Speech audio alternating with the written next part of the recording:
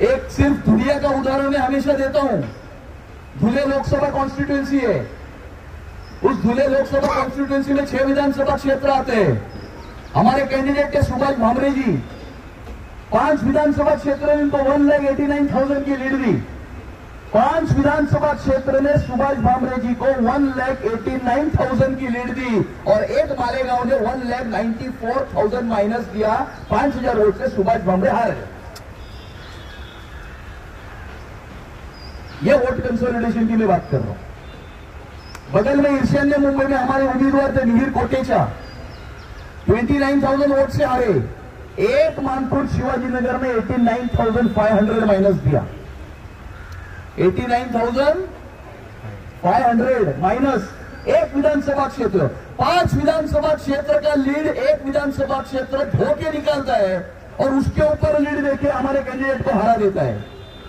जिनको नरेंद्र मोदी जी को हराना था उन्होंने 100% नरेंद्र मोदी जी के सामने वोटिंग किया, लेकिन जिनको नरेंद्र मोदी जी को जिताना था क्या उन्होंने 100% नरेंद्र मोदी जी के फेवर में वोटिंग किया?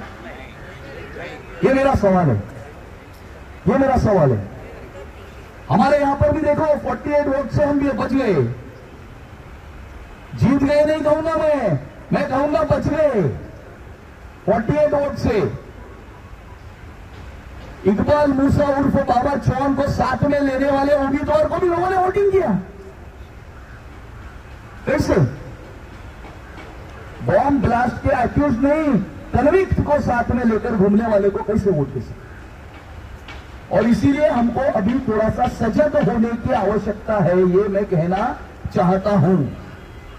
सजग होने की आवश्यकता है। मोदी जी तो 2047 में विकसित भारत तैयार करना चाहते हैं, विकसित भारत बनाना चाहते हैं। हमने कभी भी किसी जाति, धर्म, भाषा के ऊपर, आधार के ऊपर काम नहीं किया। मोदी जी ने सिलेंडर दिया उज्ज्वला योजना में, तो सिलेंडर देते समय ये नहीं पूछा कि सिलेंडर लेने वाला आदमी हिंदू है, मुसलमान है, क्रिश्चियन है या ईसाई है, ये नहीं पूछा। जनधन अकाउंट खोले तो ये नहीं पूछा कि अकाउंट खोलने वाले का धर्म क्या है। आज जब भी महाराष्ट्र की सरकार ने लाड़की बहन योजना में हमारी महिला माता बहनों के अकाउंट में हर महीने के 1,500 रुपए डाले, तो ये नहीं पूछा हमारी बहन को कि तू कौन से धर्म की है या कौन से जाति की है, तू महाराष्ट्र में रहने वाली मेरी बहन है, तेरे अकाउंट में 1,500 रुपए भेज दिए। हमने नहीं पूछा। मोदी जी ने जो काम किया उन्होंने कभी धर्म देखकर काम नहीं किया। वो तो 2047 में विकसित भारत बनाना चाहते हैं, लेकिन कुछ लोग हैं जो 2047 में एक अलग प्रकार के भारत की निर्मिति करना चाहते हैं। और ये मेरा सवाल है कि क्या आप इस भारत की निर्मिति होने देंगे? भारत के 2 राज्यों की डेमोग्राफी बदल चुकी है। एक वीडियो घुमा है जहां पर एक व्यक्ति भाषण में कहता है कि वर्षा ताई यानी बगल में जो कैंडिडेट जीती वो वर्षा ताई आपने 5 साल कुछ भी काम नहीं किया तो भी चलेगा, हम आपको कुछ नहीं बोल सकते क्योंकि आपने उज्ज्वल निकम को हराया है। क्या गुना है भाई उज्ज्वल निकम का? उसका गुना यही है कि उसने अजमल कसाब को फांसी तक पहुंचाया। उज्ज्वल निकम का गुना यही है कि 1992 के बॉम्ब स्फोट के आरोपियों को फांसी तक पहुंचाया, उनके खिलाफ केस लड़ी। जिन्होंने हिंदुस्तान के ऊपर हमला किया उनको फांसी तक पहुंचाया। यह उज्ज्वल निकम का गुनाह हो सकता है? यह गुनाह है उज्ज्वल निकम का।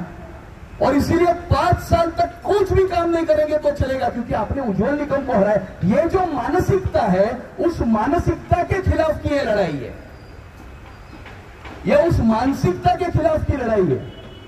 यह लड़ाई कोई भारतीय जनता पार्टी की सरकार इस महाराष्ट्र में लाने की लड़ाई नहीं है। यह लड़ाई कोई एकनाथ शिंदे जी को मुख्यमंत्री या देवेंद्र जी को और कुछ बनाने की लड़ाई नहीं है, या मुझे यहां का विधायक चुन के देने की लड़ाई नहीं है। यह हमारे अस्तित्व की लड़ाई है। कुछ लोग मुंबई शहर का रंग बदलना चाहते हैं, इस देश का रंग बदलना चाहते हैं। क्या हम उस रंग को बदलने देंगे? क्या ये मेरा सवाल है, ये मेरा सवाल है। और इसलिए ये रियल इश्यू है, ये रियल इश्यू है। आज जिस प्रकार की मानसिकता डेवलप हो रही है, जिस प्रकार की सेपरेटिस्ट मेंटालिटी पनप रही है और जिस प्रकार से रंग बदलने की कोशिश हो रही है, इस प्रकार की सारे प्रयत्नों को हमें परास्त करना है। इस प्रकार के सारे प्रयत्नों को परास्त करने की यह लड़ाई है। यह हमारे आने वाले भविष्य के पीढ़ियों के अस्तित्व, सुरक्षा और सुरक्षितता की लड़ाई है। यह मैं आपको कहना चाहता हूं। ये तो ठीक है, ये एक विधानसभा का चुनाव हो जाएगा और इस बात को हरियाणा की जनता ने समझा है। हरियाणा की जनता ने इस बात को समझा, इसीलिए हाँ, मतलब जो अपेक्षित था उससे उल्टा हो गया, हुआ सीधा। और इसीलिए मैं आपको यही अपील करना चाहता हूं कि हम सुरक्षित नहीं रहेंगे। हमारे यहां पर भी मैं आपको कहता हूं, आपने वो 1-1.5 महीने पहले एक वीडियो आया था, कोई कह रहा था उस फिल्म में कि डीएन नगर, जुहू, जेवीपीडी, जूह तारा, अंबोली, ये सब जगह के ऊपर मैं धंधे लगा के दूंगा, मेरे समाज के लोगों को वहां पर मैं बिठाऊंगा और धंधे लगा के दूंगा। तो तेरे बाप की जगह है क्या? तो ये जो मेंटालिटी है, एक लॉलेसनेस यहां पर क्रिएट करने की कोशिश जो हो रही है, उसके बाद कहते हैं कि मैं अगर चुन के आऊंगा तो इस प्रकार का माहौल रोज देखने मिलेगा। एक अंधेरी स्टेशन का वीडियो था, एक प्रोसेशन का। तो इस प्रकार की जो मेंटालिटी है, इस प्रकार की जो मानसिकता है, इस प्रकार की जो सोच है,